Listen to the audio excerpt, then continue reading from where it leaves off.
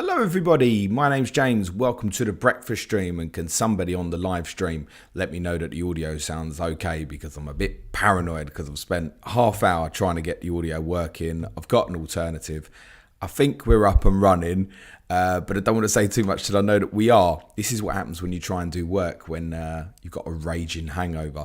Yes, thank you, Neil Thompson. We are good to go. Welcome to the breakfast stream. For the benefit of those on the audio, it's nearly 10:30 a.m. on Monday the 5th of December, and England are looking ahead to a World Cup quarter-final against world champions France on Saturday. That was all right last night, wasn't it? Much easier than I thought it would be. That said, there were difficult moments until England scored the first goal. Let's get into the chat. Sam Baxendale says, great result last night. Bring on France. Do you think we switched to a back five to keep Mbappe quiet? If you'd have asked me that pre-tournament, I'd have said 100%. But I'm not so sure now. I'm not so sure.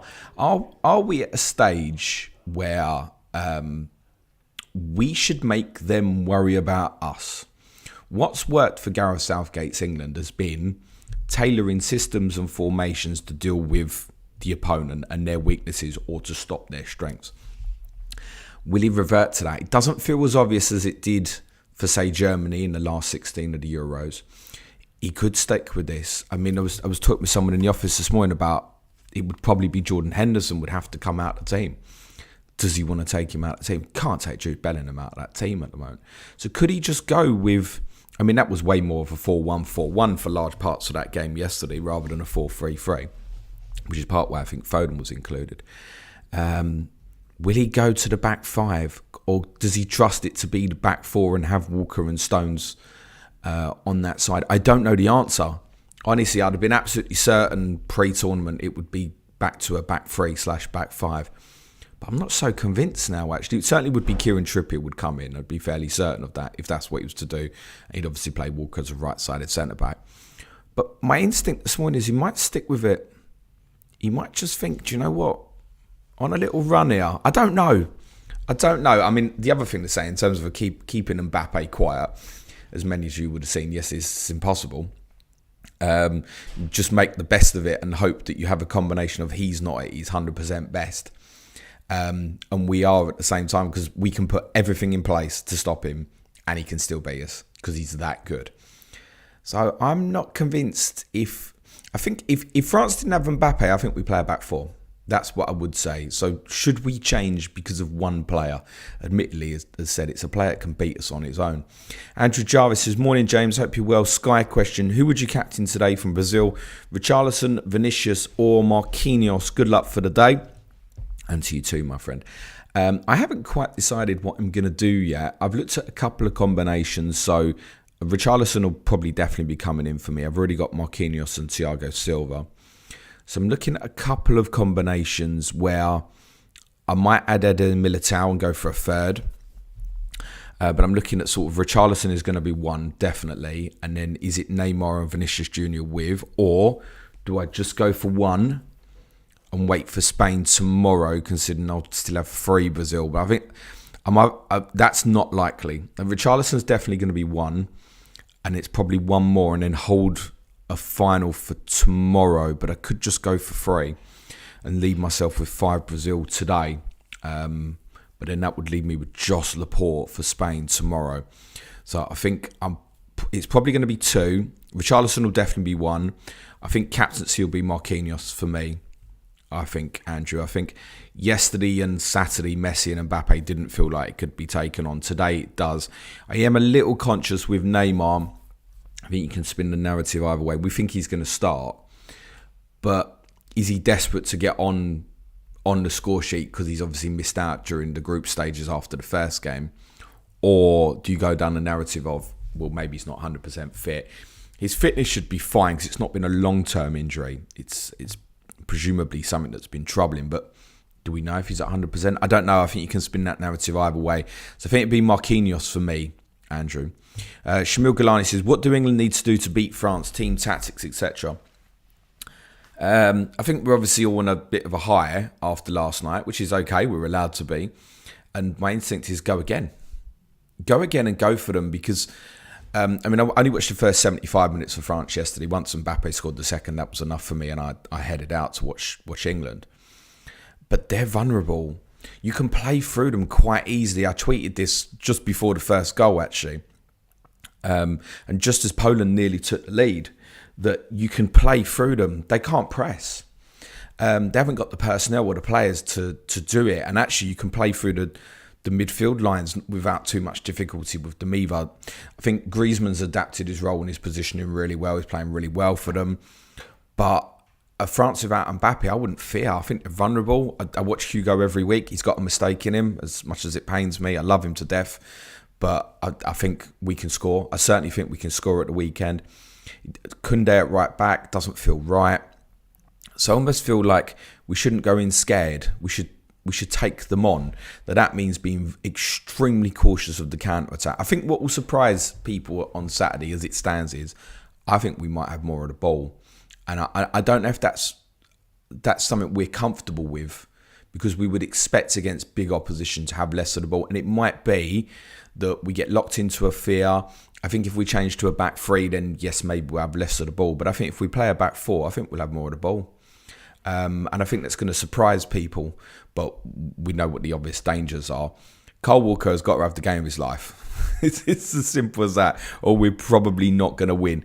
But tactically, Sham, for me personally, I would probably pick the same 11 that started last night. Java says also, is it big at the back not a good idea for the knockouts? There seems to be a lot of all-out attacking and goals flying in for both teams. You could look at it that way, Andrew, but if you take Sky as an example, like if you captained Maguire or Stones over Kane last night, you're winning, right? I think. I'm not sure. I presume they got 10. I don't know. Did Kane just got 7? Maybe he might have got 9. So they've matched it, and I would expect Marquinhos to match, say, Richarlison today, for example. I think, as I said, Messi and Mbappe with them two fixtures at the weekend weren't worth taking on. Maybe this weekend they might be. So if all the favourites win, current instinct would probably be Marquinhos again on Friday for Sky, and then on Saturday possibly Laporte. I'd maybe look at it that way. So I think there's recency bias, and Messi and Mbappe against weak opposition, difficult to look against. I know it sounds like hindsight, but I wasn't prepared to take them two on over the weekend. The attacking players over the next 2 days and possibly into the quarterfinals and beyond, I think now I am ready to do so. Benedict Troy says, morning James, I'm sitting just around 200 in Sky. If the aim is to win, should we start punting this round? It only gets harder to go differential as we progress. Yeah, and I think now we can. So look, there's obviously people tried to take Messi and Mbappe on at the weekend. Messi's not been so much of a problem, but obviously the Australia goal would have hurt those who went, say, for Otamendi. Those who've gone on France defensive over Mbappe last night is not great. If you've gone England defensive, it's not too bad. But he showed himself to be the best choice. Now I think they can be taken on, because I think games will be tighter. They'll arguably be a bit slower, a bit more cautious. So I think now it can be taken on. Yes, you can look, but what's differential at this stage? Basically anything bar Messi and Mbappe is basically going to be differential in terms of a captaincy from this point onwards. So even today, I think you'll get a big mix between the likes of Neymar and Marquinhos, for example. Tomorrow will probably be Spain defensive, but today you'll get a good mix. So, I mean, but again, personally, looking at, say, Perisic as an idea, would I go for Perisic against Japan over Marquinhos today? Not for me, no. So I think you make good ground over these next 2 days if you get that right by just going for the right player. And I think they'll probably be the defensive guys, personally. Ryan says, on Mbappe as well, how good is that man? Well, surely he's going to catch and break Klose's record at this rate. Yes, I mean, he probably will. He's the best player in the world currently. I don't see how we can put Haaland on that pedestal at the moment because of Premier League only, essentially. You could make a case of Mbappe. He hasn't really done it in the Champions League in terms of the real latter stages. He does have a final to his name. But in terms of World Cup, yeah, absolutely. I just think in terms of individual player, he's got to be the best right now. If I said to you, right, name any player you wouldn't want to play against, he's got to be the number one, isn't he, right now? I think he's ahead of Neymar in that respect as well. Cole JB says, was Bond's dungeon any good? as in relation to a picture I sent last night. That was, believe it or not, I was in enemy territory last night. That was in the World's End in Finsbury Park, which many of our Arsenal listeners will be familiar with. We had a good night in there, and I intend to go in there on Saturday as well, actually. It was all right. I was a bit cautious that it might be very kind of pro Saka or Kane shit. Probably helped that he scored and stuff. But actually, I didn't hear any of that. It was just people in there supporting England. It was good. Owen Wilson says, morning James, we've scored 12, conceded 2. If France had done that, we'd be raving about them. Why are England Southgate still so disrespected, and what tactically made last night work so well? Well, interestingly, I wasn't happy with Henderson and Bellingham's positioning, and literally I was explaining to my mate, I'd put it in our Slack channel on Patreon, that Henderson and Bellingham were too high and it was making it really difficult for us to build attacks. And then they combined for the goal because they were so high, which again just shows. I feel like I remember saying similar after beat Germany, like, just trust Southgate. He knows more than me. He knows more than the majority of us. Like, he knows that team best. And he was right. He got it right. It led to some problems, but essentially it's what created the goal. Why is he so disrespected? It's because people think that England are negative and boring. 12 goals in 4 games suggest otherwise, but then USA game, and even just before we scored I could feel the groans coming out last night. But again, the support in the pub was pretty good. Half-time of Wales, everyone wasn't happy.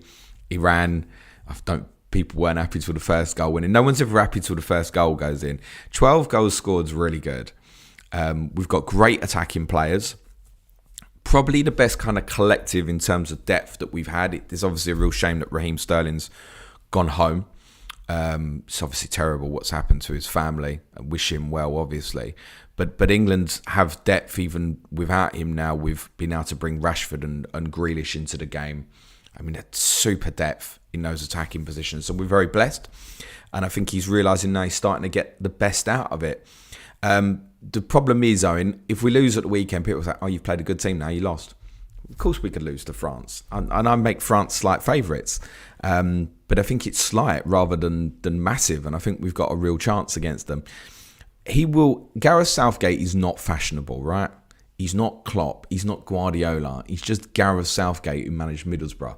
And that stigma won't go away unless he wins the trophy, unfortunately. Andrew Jarvis says, what do South Korea need to do to beat Brazil? Well, quite simply, mate, score more goals than them. I can't see it. Can't see it. It's sitting deep and it's Sonny on the counter-attack down the flanks is honestly their best chance. It's almost low energy resting system without the ball, and you've got to be such high energy and fast when you break. I'm not sure they've got it in them, to be honest. I would be so surprised if Brazil went out today. Don't see them not winning that comfortably. Andy P says, morning James, Sky question, got 3 transfers to use, have 3 Brazil, which are 2 defenders and goalkeeper, no captain tomorrow, who do you recommend to bring in? Tomorrow, I think Laporte's the standout, definite passing tiers, you would imagine, against Morocco. Jordi Alba's obviously a nice alternative. I'm considering keeping one back. One benefit tomorrow is we do get to see the Spain team, and we do get to see it on Sunday as well for Sky. So I'm considering possibly leaving money back for one of Olmo, Torres or Asensio in midfield as a little bit of a punt tomorrow. Which if I do that, it might even book me into just going Richarlison today and maybe going Alba plus one of them midfielders tomorrow. So I think the obvious Spanish ones are Laporte, Alba, Rodri and Pedri and Busquets will all get passing tier and stuff. Do you want something extra? Yeah, probably now. When you're buying in now, it's probably, if you want a midfield player, can you punt in whoever starts for them tomorrow? So it might be a case of just making the decision in the final hour.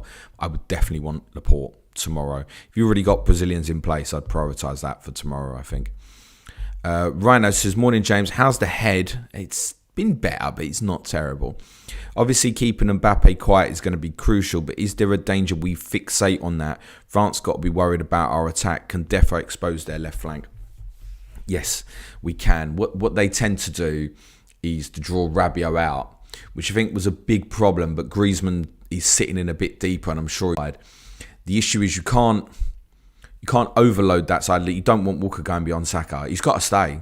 I actually thought Matty Cash did pretty well yesterday defensively, and played kind of within himself, like he wasn't pushing forward and stuff as you'd normally expect for him at Villa.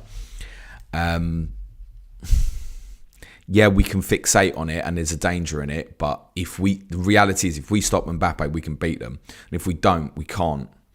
And unfortunately, I think you do have to make special plans for a player like that. It's also why I think, if I think of going to the back three and trying to get Henderson out there to help, I think he's going to have to sit off a bit deep. It wouldn't stun me. It would be a big call if Calvin Phillips even came in instead of Henderson, and it was more of a double pivot, and he sat in deeper, and one of them really played as a proper kind of right-sided, overly protective and cautious of that side. Whoever plays on the left's going to have to obviously come back and make sure that Shaw doesn't get isolated one-on-one. But I would fancy Luke Shaw in the contest against Dembele. Yes, there's a danger of fixating on it, but I also think we've got to fixate on it. Andy P says, couldn't keep my eyes off of Bellingham last night. Really could have done with the old Sky player cam on him. How highly do you rate him? I'm not going to tell you anything that you haven't already heard elsewhere. I cannot believe that he's 19 years of age. He plays like a 28-year-old midfielder. He's got absolutely everything on and off the ball. I don't think there's a huge weakness in his play. Complete modern player. And I think we're extremely lucky to have him. I think he's going to obviously end up playing for one of the top clubs in the world. There's not that Borussia Dortmund are, but you know what I mean. A team that's regularly going to compete for a Champions League or a league in Spain or England. I think we probably already at kind of Liverpool, City or Madrid are the three teams, aren't they? I don't know where else he could go, bar those, unless United suddenly come into money and wanted to buy him. Bloomer says, no, I don't care who I've got in the FPL Cup, mate. Cheers. Jahan Ahmed says, let's have some Southgate love, James. Like most, overreacted after that snooze against the US, but in hindsight, he's got all his decisions tactically and strategically bang on so far. Exactly that. I mean, I'm not going to repeat what I said a few minutes ago, but in summary, it's unfashionable, isn't it? It's unfashionable to like Gareth Southgate. If we win on Saturday, in 3 tournaments, he's taken England, and the run's easy. Forget it. It's still job done. Semi-final, final, and semi-final. You have to remember that our country had one semi-final in 50 years. One semi-final in 50 years, and he's going to give us 3 and 5. And we still want to change, or we're not happy, just because he hasn't proven that he's won something. I don't get it, personally.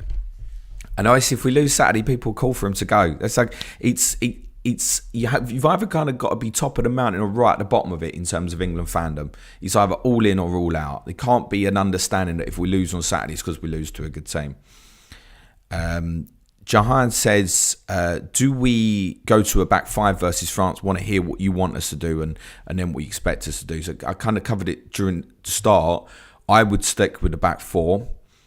And I'm leaning into the thinking that Gareth Southgate might as well. And do you know what? If he sticks with a back 4 and we lose, people say, should change that. We can all be hindsight merchants. Abilash says, currently have Messi 7-pointer captain in the FIFA game.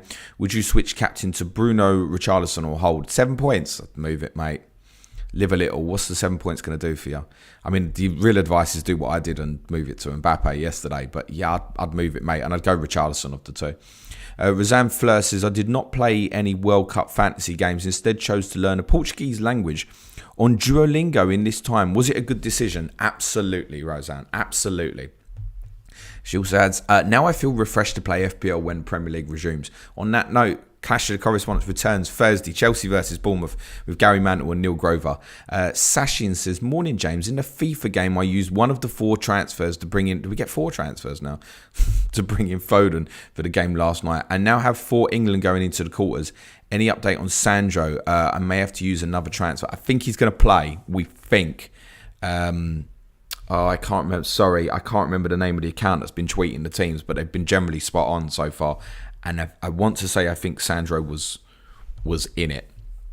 FPL Matt says, hi James, do you think Wilson should get some minutes against France regardless of the scoreline in the second half? I thought last night we looked great attacking with pace and on the counter. Therefore, what do we need Wilson for? Would be my call on that.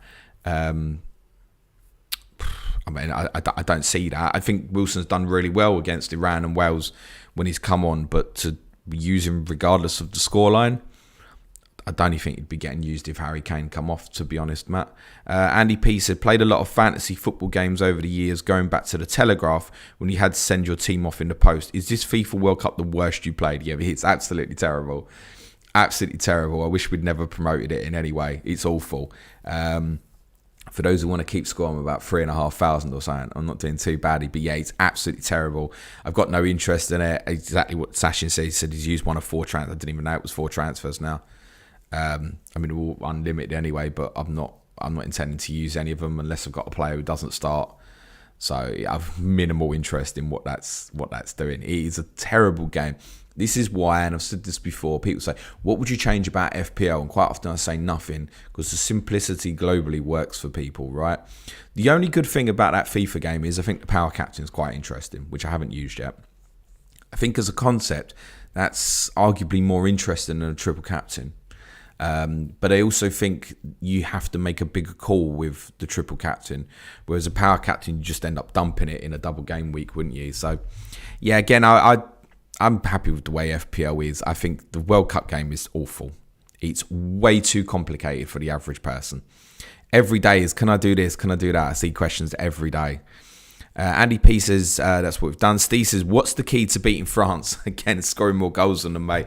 Let's be honest, it's keeping Mbappe quiet. And I know it's really obvious, but it is obvious. We've got to stop him. We've got to stop him. I think they obviously have other good players. There's no doubt about that. I think with France, you can get drawn into lines in the sense that Giroud, obviously, you want to keep him higher. If Giroud's outside the penalty box, there's no danger to you. But the higher you are, the more you've got that problem with Mbappe in behind. And obviously, Dembele offers a threat. The other side, Griezmann attacking from late. He's obviously a really good finisher. He knows where the onion bag is. So, yes, we have to be cautious of it. It's finding the right balance. It's finding the right balance between, I think, in behind, Kyle Walker's recovery pace is good enough that hopefully he can keep up with him. The bigger threat is actually him getting isolated one-on-one. And we have to do something to compensate for that. It's why certainly Saka would play on the right for me. I said that on the weekend. I probably would have played Rashford against Senegal personally. Again, Southgate's decision was fine. But I did speak on Friday saying I think for France, it would have to be Saka. And that's definitely still the case. FPL Lighthouse says, morning James, what are you expecting for the games today? I personally feel that Japan will give Croatia a really good game and may win it. Yeah, I can see that going to extra time possibly. Of the 8 favourites, Croatia are the only ones with the bookies who aren't odds on. And Croatia have a historical record that's a bit mad actually. I think 6 of their last 7 knockout tournament games have gone to extra time or something. And I think Japan will be happy to cede possession against them as they've done against Spain and Germany. I do think Croatia will edge it, but I wouldn't be surprised if it went to extra time. Brazil, I see winning comfortably, to be honest. Damien says, so James, can you win or at least come third in Sky Fantasy game? Otherwise, playing it was pointless. Question. No, can't win it. Top 100 is going to be tough now, if I'm totally honest. It depends on the next 2 days, but it doesn't mean I can't win mini leagues still. So, I mean, and in terms of pointless, I mean, if we had that attitude, and I realise Sky has a money prize, but, you know, is the attitude, if I finish 20k in FPL, there was no point playing. I mean, it's nearly impossible to finish first. We know. Good morning, Jamie Piggott. I hope you're well. So why do we play that? Isn't it about the experience, the enjoyment of the game, the challenging yourself, also learning? This is the first time playing Sky under this format, so I think it's a learning curve for. Hopefully they may do it again for the Euros in 18 months' time. Callum says, morning James, I've seen a few more games. Who is your favourite to win the thing? Still think Brazil. They've got vulnerabilities in the fullback area, that's clear. But I think the depth and the spine is really good, and it will take some effort to beat Brazil. So they are favourites, and I think that's absolutely right. Alfredo Demetrius says, ODAT manager is ranked 1.8 million. I've used free hit, triple captain already, but he active manager, so it's 50-50 chances in the FPL Cup. Brilliant. I mean, I'm so obsessed with the FPL Cup. Thanks, mate. You're welcome, Andrew Jarvis. No problem, mate. Christian says, which of Martial, Richarlison, Haaland, Darwin Núñez, Kane, Wilson, Che Adams are you going to have in FPL Game Week 17 team? Any other preferences of yours? Can be honest, Christian, I haven't got a clue. All I can say to you is I'd be very surprised if I don't have Haaland. That's a certainty. Other than that, no clue. I've been watching the World Cup, mate. No idea about FPL. So I'll have a little look at Chelsea Bournemouth assets this week ahead of Clash of Correspondence on Thursday. But I'll probably have a look on Wednesday morning, Tuesday night after the last 16's done. I'm paying no attention to it. Manchester United got a great run of fixtures. So there's every chance I may start with a Martial or a Rashford, maybe even double defensive. But I've completely cleared my headspace from FPL, mate. Javier Alcantara says, with Mendy performing okayish in World Cup, does Potter prefer Kepa still? Or will Mendy get the nod as he played in World Cup? Will you have Chelsea keeper in Game Week 17? There's every chance. We'll obviously speak to Gary this week and get his thoughts. I think Kepa, I want to say, they've gone to a training base out in Dubai, I think. And I think Kepa has gone. But I think Reece James and Ben Chilwell have gone as well. And they're all kind of in recovery stage. So it's probably dependent on whether Kepa's fit. I'd be pretty sure that he will be Potter's first choice, but it's all down to fitness. Neil Thompson says, morning, thank you so much for the Sky Pod on Saturday. It was invaluable, thanks. I'm glad that was enjoyed because a lot of effort went into it, so I'm pleased, Neil, thank you. Rima Rodri says, James, you were ranked 250k in Game Week 12 and going upwards in FPL. Yeah, just end it there. Since then, what happened? You dropped to 780k in just 4 weeks' time. Any reasons for this? Yeah, I mean, it's glass half full, right? So I was, 1.9 million and jumped to 250k in 4 weeks, and I've dropped back down to 780k. So I've really built a team to go heavy on that little period.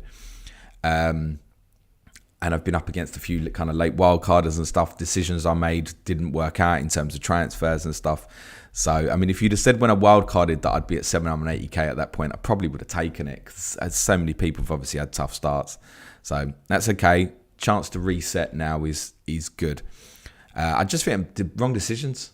Most likely. Can I be honest with you though, Rima? I don't remember what transfers I made. Kanate, the last one, he didn't even play. I can't even remember what decisions I made. Probably Haaland being in and out of the team probably didn't help me as well. Jake Westwood says, morning Paul, who do you think should captain England if Foden is out the side? My mate reckons Glenn Johnson, but I think Saka. Okay, Jake, good morning, mate. Roseanne says, should we use triple captain double game with 23, either on Man City or Arsenal player? So City's double is what, Villa at home and Arsenal away, I think. It's impossible for Haaland, isn't it? I think even with Arsenal away, the second one, I think Villa at home, the first one is enough to maybe think, yeah, depend on how Villa look as and when it comes round. I wouldn't say it have to. What's interesting about it is City technically might not have another game rearranged. So let's see how they get on. The League Cup and the FA Cup might give us some more clues. If they're out of both, technically, it's not impossible. City might not have a double game week afterwards, in which case that will certainly add to it. So before it comes round, we'll have sort of FA Cup third and fourth round will have gone, and then we can have a clearer indication of what the probabilities are. And I'll cover it from a strategy perspective before it comes round. Javier says, what is your chip strategy in FPL? Give a pod on it this week. No, mate. Like, honestly, go to one of the FPL crowd. I will do strategy in detail in January, mate. I will cover it like the ins and outs of a duck's arse, my friend. But am I doing it this week? No. If you're desperate to FPL, you want a different channel this week, mate. Andrew Jarvis would like everyone to like and subscribe. Cheers, Jarvo. Chris Bradley says, last night's game is exactly why Harry Kane should be allowed to play the way he does. He was class, wasn't he? Understated and good, yeah. I never worry about Harry, and it's another one I spoke about last week on one of the streams about. He spoke so much after he scored against Germany at the Euros about getting himself mentally and physically right for the knockout stages, when so many people were questioning him in the group stages. He's had another tournament, no goals in the group stage. Suddenly we get the knockouts and he looks back to his best again. So, yeah, I'm not surprised. Jerry Millins says, good morning, James. Good afternoon in Bangkok. Please talk about Son's assist against Portugal and how Can Korea beat Brazil? Thank you. With difficulty to answer the second one, but the assist was great, wasn't it? The timing, he just managed to slow himself down. He's only got one option, and the timing's got to be absolutely right. It was a lovely finish from Hwang as well. Really great goal that they didn't look like they were going to get. But it's great. He draws so many people. It was a brilliant image. If you stop it on the still when he makes the pass, it looks like there's kind of 7 Portuguese players going for him. It's one of them. It looks worse than it is. It wasn't that bad. But yeah, he stops his body and he can't do anything else at that point. You can only try and play that pass perfectly or go backwards, and he got it spot on. Very pleased for him, obviously. FPL Escapade says, good morning, James. Hope you're well. Yes, good, thank you. I'll cover a few more of these, guys. Atul says, it's interesting to see that English fans seem to have an insecurity that other people aren't raving about them. Top individual players, decent manager, but needs a big win and the praises will come.